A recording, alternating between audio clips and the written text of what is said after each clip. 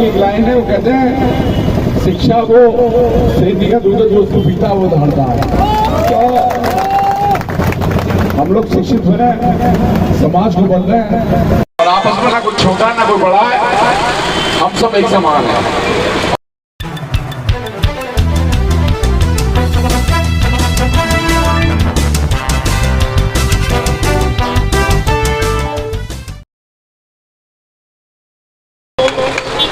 बाबा साहब का एक ही सपना था, समता समानता समरसता।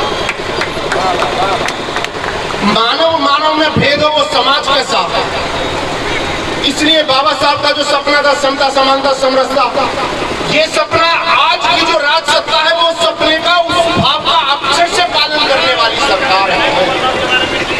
और मेरा भी मानना यह है कि अगर कहीं 10 लोग खड़े हुए तो 10 लोग में ना तो कोई छोटा है ना कोई बड़ा है। 10 लोगों के लिए ना अलग अलग कानून हो सकता है, ना अलग अलग नीति हो सकती है, ना अलग अलग रिवाज हो सकता है। ये बाबा साहब का सपना था। जब 10 लोग सामने खड़े हो तो 10 के 10 एक जैसे हैं। बाबा साहब के संविधान का अभिप्राय ये है। और हमारी सरकार जो आज, मैं तो कहता हूँ बड़े फख्र से कि आज के जो प्रधानमंत्री हैं बाबा साहब अम्बेडकर जी के मानस पुत्र हैं।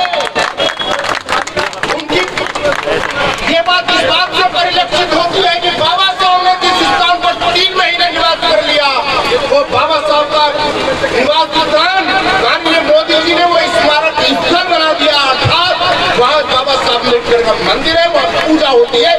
वो विदेशी धरती पर भी यदि कोई ऐसा स्थान है तो मोदी जी ने उसको स्मारक के रूप में घोषित कर दिया। ऐसा माननीय मोदी जी के द्वारा आजाद हिंदुस्तान में पहली बार हुआ है।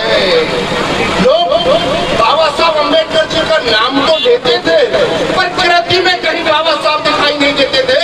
आज कृति में बाबा साहब दिखाई देते हैं।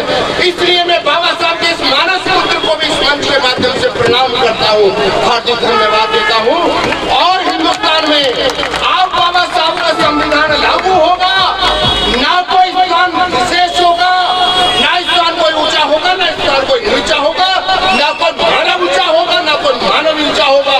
उसी की परिणति में आपने देखा होगा माननीय मोदी जी ने 370 हटा दी, अर्थात इस स्थान में कोई भेद नहीं होगा। ये मैं बस इतना कहने जा रहा हूँ कि सबको बाबा साहब अम्बेडकर का मानस पुत्र बनकर काम करना है। और जब लोग मुझसे आकर पूछते हैं डॉक्टर साहब आपने बाबा साहब के विचारों के लिए क्या कहा, क्या करा, तो मेरा मानना रहता है कि किसी व्यक्ति की जयंती मनाने का मतलब यह है कि उनके विचारों को धारण करना। और मैं बाबा साहब अम्बेडकर जी के विचारों को अपने सर पे धारण करके चलने वाला व्यक्ति हूँ। हर कोई मुझे इस बात को कहने में भी गुरेज नहीं। मैंने बाबा साहब का जितना भी साहित्य पढ़ा है, आज मेरा मन है पटल भी बाबा साहब जैसा, उनका अनुकरणीय जैसा बन गया है। मैं उनका अनुकरण करता हूँ और मैं बाबा साहब का मानस पुत्र कहने में बड़ा गौरवान्वित हर्ष महसूस करता हूँ। इसी के साथ मैं बाबा साहब अम्बेडकर जी के चरणों में श्रद्धा सुमन अर्पित करके विराम देता हूँ। जय हिंद, जय भारत, जय भीम। काम रक्षा में दिया, उन्होंने सबको मौका दिया लोकतंत्र में। और मैं कहता हूँ कि एक लाइन है, वो कहते हैं शिक्षा को सेठी का दूध जो उसको पीता वो धारता है। तो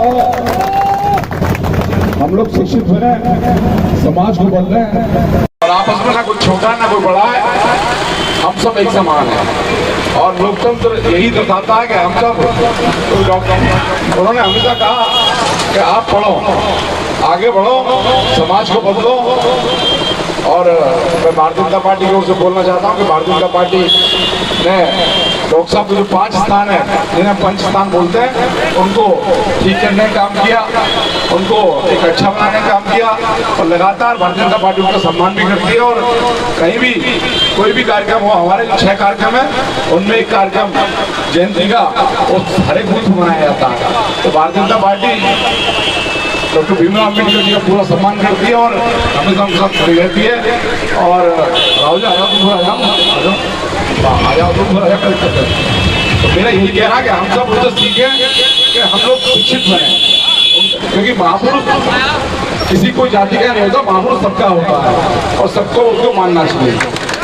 मेरा आपसे आग्रह है कि हम सब उनके विचारों को जयंती मनाने का अवसर यही होता है कि हम उनको सीखें। सुशील भाई साहब ऊपर आ जाओ।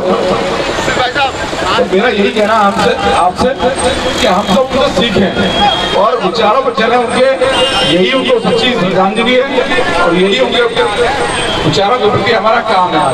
हम लोग उनको पढ़कर उनको सीखें, समझें और उनके पक्षों पर चलें। मेरा यही आपसे कहना था कि हम सब डॉक्टर साहब को उनको हमेशा याद रखें अपने दिलों में और उनके चाहे बताए हुए रास्ते पर हम लोग चलें। बहुत बहुत धन्यवाद। और एक बार बोलेंगे डॉक्टर भीमराव अम्बेडकर। बहुत सभी का धन्यवाद। हमारे चेयरमैन साहब का, पूरी हमारी कमेटी जो एक कार्यक्रम कर रही है, मैं उनको बधाई देता हूँ। उन्होंने एक कार्यक्रम रखा और सुंदर कार्यक्रम, बहुत उन्होंने मुझे अवसर दिया बोलने का, मैं उनको धन्यवाद देता हूँ। और कोई मेरे लायक काम हो मैं सदैव उनके साथ हूँ, जो भी काम मेरे लायक हो मैं उसको पूरा करूँगा। बहुत बहुत धन्यवाद।